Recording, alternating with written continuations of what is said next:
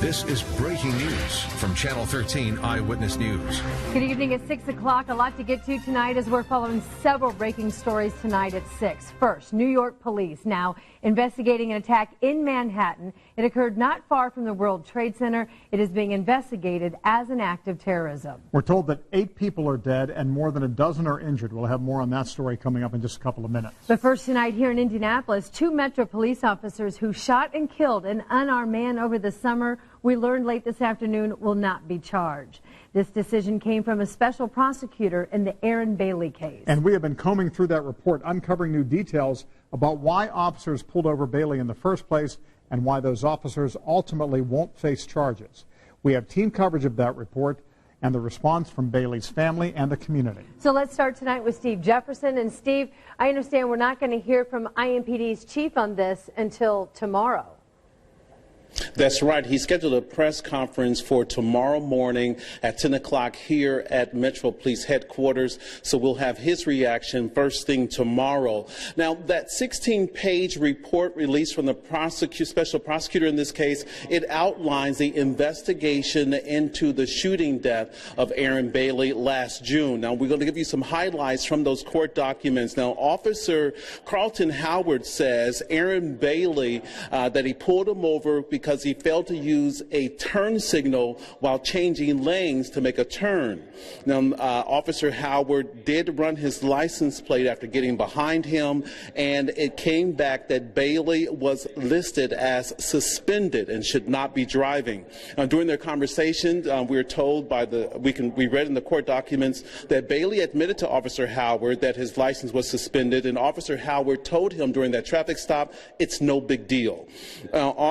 The officer also ran other information about Bailey to learn that he had prior convictions and that he was a suspect in multiple robberies. Now, he also ran information on Bailey's passenger. She came back as being monitored in a homicide case, and there was instructions for officers to detain her and contact a homicide detective. Now, the officer returned to the car and asked Bailey to get out of the car. Instead, he ended up taking off with the passenger in the car with him. Officer Michael Denson, eventually served as backup officer. There was a short pursuit. After Bailey reportedly crashed his car, he was told by the officers repeatedly to raise his hand, to show his hands. We're told that his passenger did so. However, Bailey started going through the center console of his car and then turned toward officers, and that's when they fired shots. Bailey was struck 4 times and did not survive the gunfire. The officers then radioed in that they were involved in a police action shooting. Once again, we will hear from the police chief, Brian Roach, tomorrow morning, get his reaction to the special prosecutor's decision not to file charges against Officer Michael Denson and Carlton Howard. Back to you in the studio. All right, thank you. That's Steve Jefferson downtown tonight. Now, here's what we know about the officers involved. As Steve mentioned, they are Carlton Howard and Michael Denson. They graduated from the same recruit class in 2014, so they each have 3 years on the force.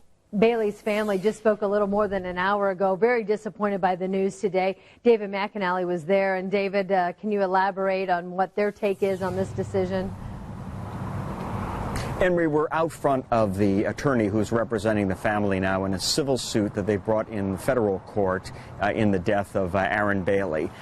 They came here right after they got a briefing from the special prosecutor in this case, and it was a very emotional few moments for the daughter of Aaron Bailey. She said she does not believe that justice was done here, and she feels that her father did not do anything that night that should have given the police a feeling that their safety was endangered. Here's some of what she said. This is not justice. Going home after all of these days that I've been waiting and praying and everything, and for them to tell me that the cops are basically going to go home and no jury, no charge filed, that's basically like a slap in the face. Just please just come out, keep on fighting with us. If y'all didn't come out before, please come out and fight. Don't only think about my dad, but think about you guys as children, you guys as family. And please just, we can't let this battle end, because if we do, they'll sweep other things underneath the rug like they've been doing for years, and we just have to let it stop now. So please just come out tonight at 6:30, and I just want to keep on fighting justice for my dad. And she is calling on the city to fire the 2 officers involved. We'll have more later. Back to you, Anne Marie. All right. Thank you, David. We're also getting a response from the community tonight.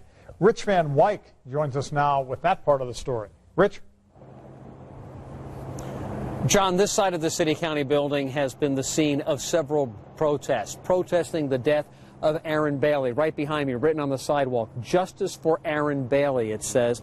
Well, there's a lot of people who believe justice was not served today. There's another protest scheduled here for this evening.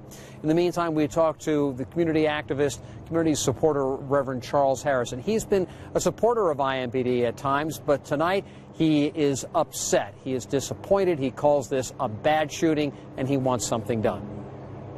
Will there be some action taken by the chief of police when it comes to these 2 officers? And I think if that happens, I think then some people will certainly feel better about what happened. This should not have happened. It should not have led to deadly force. And certainly some good has to come out of it. And we really need to look. The Reverend is calling for additional training for officers. He's also calling for administrative, possibly disciplinary action against those 2 police officers. Another protest scheduled here for this evening, and Maria mentioned that, but the Reverend is also asking people to stay calm and stay away from violence. All right, Rich reporting live for us. And of course, we've been following this Bailey case all summer long. Just to bring you up to date, Bailey was shot and killed by Metro Police June 29th. FBI then opened an investigation about this case 2 weeks later. Then 2 months after Bailey's death, a special prosecutor was appointed. A month after that, the family sues the city. Then today, the prosecutor decided not to file charges in the case. And the FBI just sent us a statement saying its investigation into the Bailey shooting remains open. The special agent in charge says the FBI will review all available evidence and investigate further where appropriate. And you can read the prosecutor's entire report. We posted it for you online at WTHR.com. You'll find much more detail about what happened that night and the statements from the officers that are involved. Again, it's all at WTHR.com/Bailey. We have new information coming out just moments ago now about that deadly truck attack in Manhattan. Police and city leaders gave an update on what the mayor of New York is calling a cowardly act of terror. They say this is a truck that was used to intentionally drive down a bike path, hitting person after person before slamming into a school bus. Then video shows the man who was driving right after that happened holding what appears to be a weapon. Now, we now know that he is a 29-year-old man. Investigators say when they took him into custody, he had a pellet gun and a paintball gun on him. Right now, 8 people are dead, 6 of them men, and several others are injured. President Trump tweeted within the past half hour calling whoever is behind this a very sick and deranged person. Now, here's a closer look at where this happened. This is not far from the World Trade Center site. And New York's governor is calling this a lone wolf attack. He says there's no evidence to suggest that it was part of a wider plot. A student publication about teenage dating is creating controversy in Plainfield. The 24-page article talks about pickup lines and breakup etiquette along with sexting and dating safety. But some argue that some of the content is very inappropriate. The Plainfield School Board president threatened disciplinary action against the school's teacher and the student of that class. The board president's daughter posted criticism on social media. Students say the principal supports them. They also heard from attorneys and journalism groups all across the country who say they looked at them and there is nothing indecent or illegal about the articles or the magazine. We're here to do a job. We're here to inform. We want people to know what's going on, and we think they deserve to know. And just because some people don't agree with some of the topics, that doesn't mean we're going to stop. You can read the dating magazine for yourself along with a statement from Plainfield Schools. We have it posted at WTHR.com. Well, now to this, a heartwarming story that I think all of us could use on a day like today. This prize from the Colts this afternoon for children who will be spending this Halloween in the hospital instead of out and about trick-or-treating. That is sweet, Ann, and they were dressed up and everything. Now, your trick-or-treat forecast is a cold one. Definitely bundle up your trick-or-treaters. Temperatures will be in the upper 30s to around 40. Tomorrow morning, I'm tracking a wintry mix. Well, they often disagree, but our Indiana senators are coming together in support of Amazon. Coming up next, their plea to the retailer CEO.